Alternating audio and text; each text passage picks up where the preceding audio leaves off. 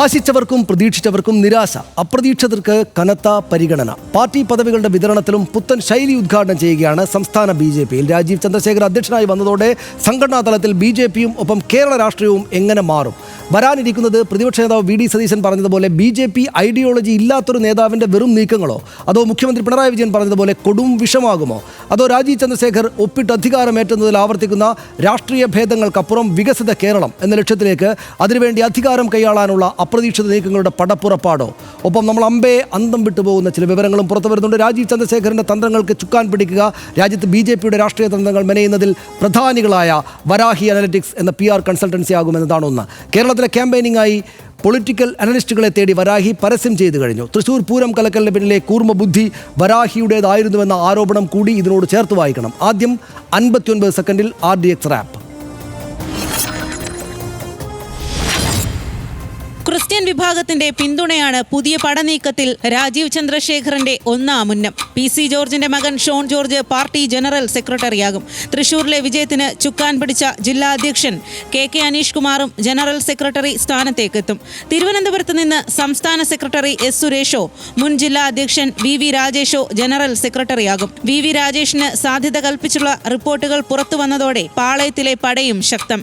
രാജേഷിനെതിരെ poster പതിച്ചവർക്കെതിരെ നടപടിയുണ്ടാകുമെന്ന് Rajeev Chandrasekhar. കൗതുകകരമായ നീക്കം പിന്നണിയിലാണ്. BJP-ക്കായി പ്രവർത്തിക്കുന്ന പൊളിറ്റിക്കൽ കൺസൾട്ടിംഗ് ഏജൻസി വരാഹെ അനലിറ്റിക്സ് 100ഓളം പുതിയ പ്രൊഫഷണലുകളെയാണ് ഹയർ ചെയ്യാൻ ഒരുങ്ങുന്നത്. രാഷ്ട്രീയ ധാരണയുള്ള മലയാളം അറിയുന്ന 100ലേറെ പൊളിറ്റിക്കൽ അനലിസ്റ്റുകൾക്കാകും അവസരം. രാജീവ് ചന്ദ്രശേഖർ ചാർജ് എടുത്ത് തൊട്ടടുത്ത ദിവസം വരാഹെ പോസ്റ്റ് ചെയ്ത LinkedIn പോസ്റ്റിലാണ് ഇത്രയധികം ആളുകളെ റിക്രൂട്ട് ചെയ്യുന്ന വിവരം. ഇനിയും സുവർണ അവസരങ്ങൾ ഉണ്ടാക്കാനും പ്രൊഫഷണലായി ഉപയോഗപ്പെടുത്താനും തന്നെ ടെക്നോക്രാറ്റ് അധ്യക്ഷന്റെ തീരുമാനം.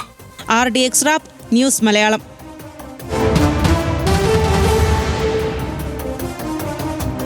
BJP-ക്ക് പുതിയ മുഖമാണ് സംസ്ഥാന അധ്യക്ഷൻ മാത്രമല്ല, മറ്റ് നേതാക്കൾ കൂടെ പുതുതായിട്ട് വരും. ഒരു വളരെ ഫ്രഷായിട്ടൊരു BJP ഒരു പാർട്ടി ഇങ്ങനെ രാഷ്ട്രീയ രംഗത്തേക്ക് ഇങ്ങനെ വളരെ ഗംഭീരമായിട്ട് തെരഞ്ഞെടുപ്പ് കാലത്ത് പ്രവേശിക്കുന്ന കാണുമ്പോൾ നല്ല കൗതുകമുള്ളൊരു കാര്യമാണത്. അതുകൊണ്ട് നമുക്കതൊന്ന് പരിശോധിച്ച് വരാം. വരുന്നു ടീം രാജീവ് എന്തായിരിക്കും? രാജീവ് ചന്ദ്രശേഖർ എന്ന മുൻ ടെക്നോക്രാറ്റ് എങ്ങനെയാണ് BJP-യെ വൻ അഴിച്ചുപണിക്ക് ഒരുങ്ങിയിട്ട് രാജീവ് ചന്ദ്രശേഖർ മുന്നോട്ട് പോകുന്നത് എന്നാണ് ഏറ്റവും പ്രധാനപ്പെട്ട കാര്യങ്ങളിലൊന്ന്. പുതുമുഖങ്ങളെയും യുവാക്കളെയും സംസ്ഥാന ജനറൽ സെക്രട്ടറിമാരാക്കും എന്നത്, പാർട്ടിക്കകത്തേക്ക് യുവരക്തത്തെ കടത്തിവിടുക എന്നതാണ് ഏറ്റവും പ്രധാനപ്പെട്ട കാര്യം. ക്രൈസ്തവ വിഭാഗത്തെ ഒപ്പം നിർത്താൻ ഷോൺ ജോർജിനെ കൊണ്ടുവരും എന്ന് നമ്മുടെ വിവരങ്ങളുണ്ട്. ഷോൺ ജോർജ് ആയിരിക്കും പ്രധാനപ്പെട്ട ഒരു സ്ഥാനത്തേക്ക്. തൃശ്ശൂർ വിജയത്തിന് ചുക്കാൻ പിടിച്ച ജില്ലാ അധ്യക്ഷൻ KK അനീഷ് കുമാറും ടീമിൽ. നമ്മൾ നേരത്തെ വലുതായിട്ട് കേട്ടിട്ടില്ലാത്ത പുതിയ യുവാക്കൾ വരുന്നു. തിരുവനന്തപുരത്ത് നിന്ന് S സുരേഷിനോ VV രാജേഷിനോ സാധ്യതയുണ്ട് എന്നാണ്, കോർ ടീമിനകത്ത് സാധ്യതയുണ്ട് എന്നാണ് നമ്മൾ അറിയുന്നത്. പട്ടികജാതി പ്രാതിനിധ്യം ഉറപ്പാക്കാൻ P സുധീറിനെ അവിടെ തന്നെ നിലനിർത്തും, മാറ്റുകയില്ല. സംഘടനാ ജനറൽ സെക്രട്ടറി സ്ഥാനത്ത് നിന്ന് RSS പ്രചാരകരെ തിരിച്ചെത്തിക്കും എന്ന വളരെ പ്രധാനപ്പെട്ട ഒരു കാര്യം അവിടെയുണ്ട്. സംഘടനാ ജനറൽ സ്ഥാനത്തേക്ക് ആളെ എത്തിക്കും. MT രമേശിന് പ്രധാന ചുമതല നൽകിയേക്കും. MT രമേശ് ഒരുപക്ഷെ അധ്യക്ഷനായേക്കും എന്നായിരുന്നു വിചാരിച്ചിരുന്നത്. പ്രധാന ചുമതല തന്നെ നൽകിയേക്കും. കടുത്ത നടപടികളും ഉണ്ടാകും എന്നതാണ് ഏറ്റവും പ്രധാനപ്പെട്ട കാര്യങ്ങൾ. VV രാജേഷിൻ്റെ പേര് പുറത്തു വന്നതോടെ BJP-ക്കുള്ളിൽ രാജേഷിനെതിരായിട്ട് പടനീക്കമുണ്ടായി. അവിടെ പോസ്റ്ററുകളും മറ്റും വന്നു. അത്തരം കാര്യങ്ങളെ ഒട്ടും വകവെക്കേണ്ടതില്ല. തിരുവനന്തപുരത്തിൻ്റെ വിവിധ ഭാഗങ്ങളിലാണ് രാജേഷിനെതിരെ പോസ്റ്റർ വന്നത്. ആ പോസ്റ്റർ ഒട്ടിച്ച ആളുകളെ കണ്ടെത്തി പുറത്താക്കുമെന്ന നടപടിയാണ് എടുത്തിരിക്കുന്നത്. രാജേഷിൻ്റെ സാമ്പത്തിക തട്ടിപ്പുകാരനാണ്, രാജീവിനെ തോൽപ്പിക്കാൻ ശ്രമിച്ചു എന്ന ആരോപണങ്ങളൊക്കെയാണ് ഈ പോസ്റ്ററിനകത്തുള്ളത്. നമ്മൾ രാവിലെ മുതൽ ആ വാർത്തയിൽ കാണുന്നത്. പോസ്റ്റർ ഒട്ടിച്ചവരെ കണ്ടെത്തി കർശന നടപടിയെടുക്കുമെന്ന് രാജീവ് ചന്ദ്രശേഖർ അപ്പോൾ തന്നെ നിലപാട് സ്വീകരിച്ചു കഴിഞ്ഞു. നേതാക്കൾക്കെതിരായുള്ള അത്തരം വിമർശനങ്ങൾ പരിഗണിക്കില്ല. വരാഹിയുടെ വൻ തയ്യാറെടുപ്പ് എന്നതാണ് മറ്റൊരു വളരെ പ്രധാനപ്പെട്ട കാര്യം. രാജ്യത്തെ പ്രധാന രാഷ്ട്രീയ കൺസൾട്ടൻസികളിൽ ഒന്നാണ് വരാഹി അനലിറ്റിക്സ്. വലിയ തോതിലുള്ള വിജയം BJP-ക്ക് ഉണ്ടായിക്കൊടുത്തുള്ള വരാഹി അനലിറ്റിക്സ് രംഗേഷ് ശ്രീധർ എന്നയാളിൻ്റെ ഉടമസ്ഥയുള്ള സ്ഥാപനമാണ്. അത് ആരംഭിച്ചത് 2022 എന്ന് നമ്മൾ ഓർക്കണം. രാജ്യത്ത് BJP-ക്ക് വേണ്ടി സർവേകൾ നടത്തി രാഷ്ട്രീയ തന്ത്രങ്ങൾ മെനയുന്ന, പലതരത്തിൽ രാഷ്ട്രീയ തന്ത്രങ്ങൾ മെനയുന്ന ഒരു ടീമാണ് ഇത്. സാങ്കേതിക വിദ്യയും ഡാറ്റയും രാഷ്ട്രീയവും സംയോജിപ്പിച്ചുള്ള തന്ത്രങ്ങളാണ് ഈ വരാഹി അനലിറ്റിക്സിൻ്റെ ഏറ്റവും പ്രധാനപ്പെട്ട കാര്യങ്ങൾ. അത് നമ്മൾ അങ്ങനെ കാണണം. കൈകാര്യം ചെയ്യുന്നത് കൂടുതലും ദക്ഷിണേന്ത്യൻ സംസ്ഥാനങ്ങളിലെ BJP നീക്കങ്ങളാണ്. പല ടീമുകളുണ്ട്, അതിൽ ഏറ്റവും കൈകാര്യം ചെയ്യുന്ന ഇവിടുത്തെ കാര്യങ്ങളാണ്. വരാഹിയെ വലങ്കയ്യാക്കാനാണ് രാജീവ് ചന്ദ്രശേഖരൻ്റെ ഒരു നീക്കമെന്ന് കാണുന്നു. രാജീവ് ചന്ദ്രശേഖരനൊപ്പം BJP തന്ത്രങ്ങൾ മെനയാൻ ഡൽഹി വരാഹി അനലിറ്റിക്സും കേരളത്തിലേക്കാണ്. അത് കേരളത്തിലേക്ക് വരുന്നുണ്ട്. തദ്ദേശ നിയമസഭാ തെരഞ്ഞെടുപ്പുകളിൽ BJP നീക്കങ്ങൾക്ക് വരാഹി അനലിറ്റിക്സ് ആയിരിക്കും ചുക്കാൻ പിടിക്കുക. ഇനി അങ്ങോട്ട് തെരഞ്ഞെടുപ്പ് കാലത്തേക്ക് അവരാളെ വിളിച്ചു കഴിഞ്ഞു. അതാണ് അതിലെ പറയാൻ പോകുന്നത്. കേരളത്തിൽ ക്യാമ്പയിനിങ്ങിനായി പൊളിറ്റിക്കൽ അനലിസ്റ്റുകളെ തേടി കൺസൾട്ടൻസി ഈ വരാഹി അനലിറ്റിക്സ് എന്ന കൺസൾട്ടൻസി ഇതിനകം തന്നെ പരസ്യം കൊടുത്തു കഴിഞ്ഞു. രാഷ്ട്രീയ ധാരണയും വ്യക്തതയുമുള്ള മലയാളം അറിയുന്ന 100ലേറെ പേർക്ക് അവസരമുണ്ട് എന്നാണ് ആ ലിങ്ക്ഡിൻ പരസ്യത്തിൽ പറയുന്നത്. BJP-ക്കായി കേരളത്തിൽ വരാഹി പദ്ധതിയിടുന്നത് വമ്പൻ നീക്കങ്ങളാണ്. നിശ്ചയമായിട്ടും വലിയ വിജയമുണ്ടാക്കുക എന്നതാണ് അവരുടെ ലക്ഷ്യം. പൂരം പ്ലാൻ വരാഹിയുടേതാണ് എന്ന ആക്ഷേപം നേരത്തെ വന്നിരുന്നു. അങ്ങനെയാണ് മലയാളത്തിൽ കേരളത്തിലെ പല ആളുകളും വരാഹി അനലിറ്റിക്സിൻ്റെ പേര് കേട്ടത്. സുരേഷ് ഗോപിയുടെ വിജയതന്ത്രം മെനഞ്ഞത് വരാഹിയാണെന്നാണ് ആ ഘട്ടത്തിൽ റിപ്പോർട്ടുകൾ വന്നിരുന്നത്. പ്രത്യേകിച്ചും തൃശ്ശൂർ പൂരവുമായി ബന്ധപ്പെട്ടൊക്കെ ഉണ്ടായിരുന്ന കാര്യങ്ങൾ. തൃശ്ശൂർ പൂരം കലക്കൽ വിവാദത്തിൽ ഉയർന്നു കേട്ടത് വരാഹി എന്ന പേരായിരുന്നു. വരാഹിയുമായി ബന്ധപ്പെട്ട ആളുകളെ പേരൊക്കെ വന്നിരുന്നു. ആംബുലൻസിൽ സുരേഷ് ഗോപി എത്തിയത് വരാഹിയുടെ പ്രതിനിധിക്കൊപ്പമാണ് എന്നത് അക്കാലത്ത് വലിയ വാർത്തയായിരുന്നു. ആ നിലക്ക് തന്നെ ചർച്ച ചെയ്യപ്പെടുകയും ചെയ്തിരുന്നു.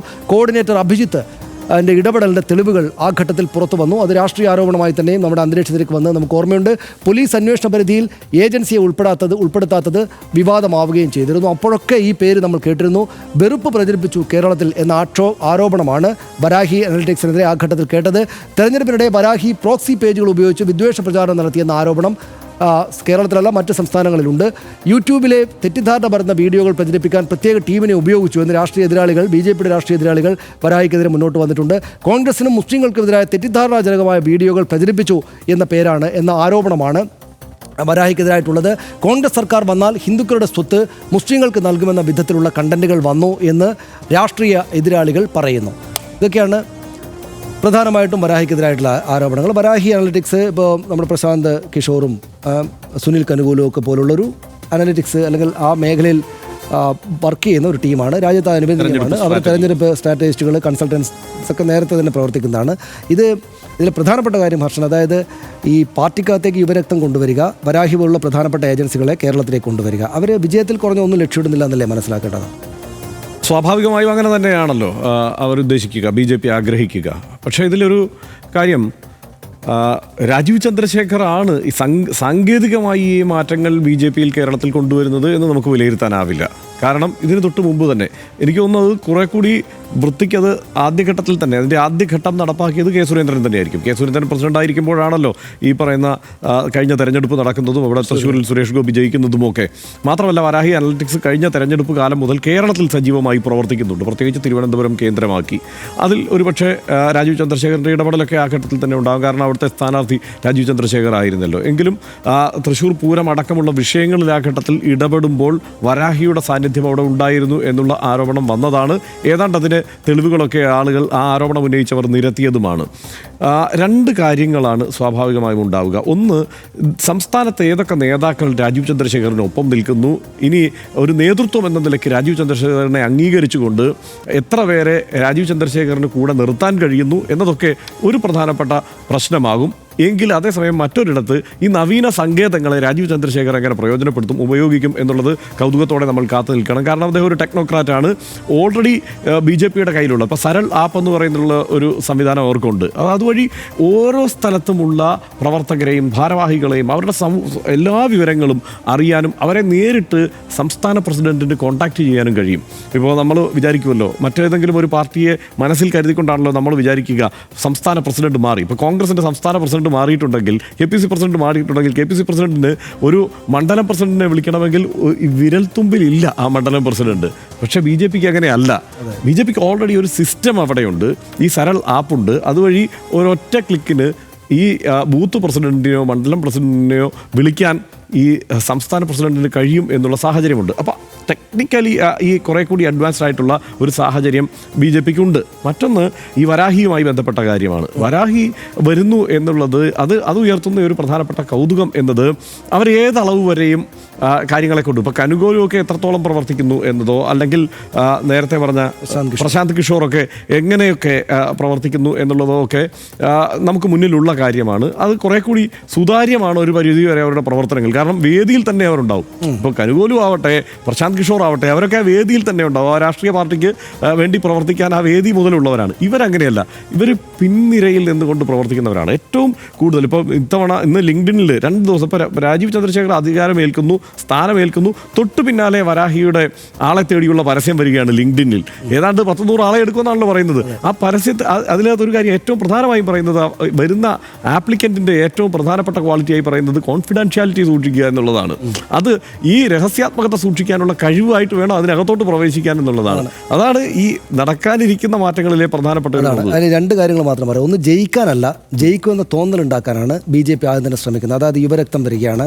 പിന്നെ ആ നിലയ്ക്ക് ഓരോ ഇഞ്ചും വളരെ സ്ട്രാറ്റജിക്കായിട്ട് മുന്നോട്ട് നല്ല കൗതുകമാണ് കേട്ടോ. അതായത് BJP-യെ ഇങ്ങനെ ശ്രദ്ധിക്കുന്നത് ഭയങ്കര ഗംഭീരമായിട്ട് നമ്മൾ രാഷ്ട്രീയ പഠിതാവ് എന്ന നിലക്ക് വലിയ സന്തോഷം ഉണ്ടാകുന്ന ഒരു പാർട്ടിയാണ് BJP ആ നിലക്ക്. ഇപ്പോൾ ഉദാഹരണത്തിന് പാലക്കാട് ഒരു ജില്ലാ സെക്രട്ടറി, അവർക്ക് 2 ജില്ലാ സെക്രട്ടറി, ഒരു ജില്ലാ സെക്രട്ടറി ചെറുപ്പക്കാരനെ കൊണ്ടുവന്ന കണ്ടില്ല.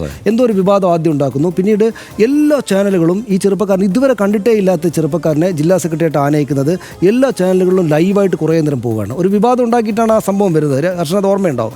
അപ്പോൾ എല്ലാത്തിലും അങ്ങനെ ആ നിലക്കുള്ളൊരു വളരെ ഗംഭീരമായിട്ട് സ്ട്രാറ്റജിക്കായിട്ട് അവർ മുന്നോട്ട് പോകും എന്ന് തോന്നുന്നു. ഒറ്റ സീറ്റില്ല 140 അംഗ നിയമസഭയിൽ, എന്നിട്ടും അവർ വിജയിച്ച് മുഖ്യമന്ത്രിയാവും, സർക്കാർ ഉണ്ടാക്കുന്ന തോന്നൽ ആദ്യഘട്ടത്തിൽ തന്നെ ഉണ്ടാക്കുകയാണ്. പിന്നെ ഈ വരാഹിയുടെ കാര്യത്തിൽ എനിക്ക് വരാഹി എല്ലാവരും ചെയ്യുന്ന പോലത്തെ പണി അവരും ചെയ്യുന്നു. BJP-ക്ക് വേണ്ടിയിട്ടാണ് അവർ. വരാഹി BJP-ക്ക് വേണ്ടി മാത്രം വർക്ക് ചെയ്യുന്ന കൺസൾട്ടൻസിയാണ്. ABM എന്നോ മറ്റോ പറഞ്ഞൊരു കൺസൾട്ടൻസി വേറെയുണ്ട്. BJP-ക്ക് ഒരുപാട് കൺസൾട്ടൻസി ഉണ്ട്. അതിനകത്ത് സൗത്തിൽ അവരാണ് ചെയ്യുന്നത്. വരാഹി അവരുടെ പണി വൃത്തിയായിട്ട്, എന്ന് വെച്ചാൽ അവരുടെ പ്രചാരണ പരിപാടികൾ വൃത്തിയായിട്ട് ഗംഭീരമായിട്ട് ചെയ്യുന്നൊരു കൺസൾട്ടൻസി ആയതുകൊണ്ട് എനിക്കുള്ളൊരു ചെറിയ പേടി എന്താണെന്ന് വെച്ചാൽ ഹർഷൻ, അതായത് BJP കേരളത്തിലെ സ്ട്രാറ്റജി എന്തായിരിക്കും? ഇപ്പോൾ ഉദാഹരണത്തിന് പിണറായി സർക്കാരും ഇടതുപക്ഷ സർക്കാരും കുഴപ്പക്കാരാണ്, പിന്നെ കോൺഗ്രസും CPM-ഉം ഒരേപോലെയാണ് വർക്ക് ചെയ്യുന്നത്, ഞങ്ങൾ വികസനത്തിൻ്റെ പാർട്ടിയാണ് എന്ന രാഷ്ട്രീയമാണ് അവർ വന്നിട്ട് വരാഹിയെ കൊണ്ട് പ്രചരിപ്പിക്കുന്നതെങ്കിൽ വലിയ കുഴപ്പമൊന്നുമില്ല. അത് ആ നിലക്ക് പ്രചാരണം നടന്നാൽ ഇവിടെ രാഷ്ട്രീയ പ്രചാരണം നടന്നാൽ മതി. പക്ഷേ അവർ മറ്റു സംസ്ഥാനങ്ങളിൽ നടത്തുന്ന വിദ്വേഷ പ്രചാരണമോ ഹിന്ദു മുസ്ലിം പരിപാടികളോ ആണ് BJP. മുസ്ലിം ഹെയ്റ്റാണ് BJP അവരുടെ പൊളിറ്റിക്സ് ആയിട്ട് തെരഞ്ഞെടുപ്പ് വിജയത്തിന് വേണ്ടിയിട്ട് മുന്നോട്ട് വയ്ക്കുന്നത്. അതും വളരെ അഗ്രസീവായിട്ടും ഗംഭീരമായിട്ടും നല്ല നിലക്ക് പ്രചരിപ്പിക്കും. അവർ നല്ല നിലക്ക് മീൻസ് അതിഗംഭീരമായിട്ട് പ്രചരിപ്പിക്കും. അതുണ്ടാക്കുന്ന ഡിവിഷൻ താങ്ങാൻ പറ്റുമോ നമ്മുടെ സൊസൈറ്റിക്ക് എന്നൊരു പേടി, സംശയം എനിക്കുണ്ട്. തെരഞ്ഞെടുപ്പ് യുദ്ധം പിന്നെയാണ്. അതിനു മുമ്പ് സൈക്കോളജിക്കലായ ഒരു യുദ്ധമുണ്ട് BJP-ക്ക് എന്ന് നമുക്ക് തോന്നും. ജയിക്കും എന്ന തോന്നലുണ്ടാക്കലാണ് പ്രഥമവുമായ പരിപാടി. കേരളം ഭരിക്കാൻ തന്നെയാകും എന്ന തോന്നലുണ്ടാക്കും. ഒറ്റ സീറ്റും ഇപ്പോഴില്ലാത്തൊരു രാഷ്ട്രീയ പാർട്ടി എങ്ങനെ 140 സീറ്റുകളിലെ കേരള നിയമസഭയിലെ ഒന്നാം കക്ഷിയാകും എന്ന ചോദ്യം ഉന്നയിക്കപ്പെടും മുമ്പ് തന്നെ തടയപ്പെടണം. അല്ലെങ്കിൽ അതൊക്കെ സാധ്യമാണ് എന്ന തോന്നൽ പൊതുസമൂഹത്തിലാകെ പരത്തണം. ഈ സൈക്കോളജിക്കലായ ദൗത്യമാണ് രാജീവ് ചന്ദ്രശേഖരൻ്റെ ടീം ആദ്യഘട്ടത്തിൽ കേരളത്തിൽ നടന്ന പോരാട്ടം. അതിനായാണ് ടീം ചേഞ്ചും വരാഹിയിലേക്കുള്ള ആളെയെടുക്കലും എന്ന് വേണം നമ്മൾ രാഷ്ട്രീയ പഠിതാക്കൾ ഇപ്പോൾ മനസ്സിലാക്കേണ്ടത്. വരാഹിയും നേതാക്കളും കേഡർമാരും ചേർന്ന് കേരളത്തെ ആകെ ഇളക്കി മറിക്കുന്ന ദിവസങ്ങളാണ് ഇനി വരാനുള്ളത് എന്ന ആത്മവിശ്വാസത്തിലാകും BJP പ്രവർത്തകർ. അത്തരം ഇളക്കി മറിക്കൽ കേരളത്തിൽ മനോഭാവ മാറ്റവും അതുവഴി രാഷ്ട്രീയ വിജയവും ഉണ്ടാക്കിത്തരും എന്നും അവർ വിചാരിക്കുന്നു. നമുക്ക് അത് കാത്തിരുന്ന് കാണുക തന്നെ. ഇടവേളയിലേക്ക്.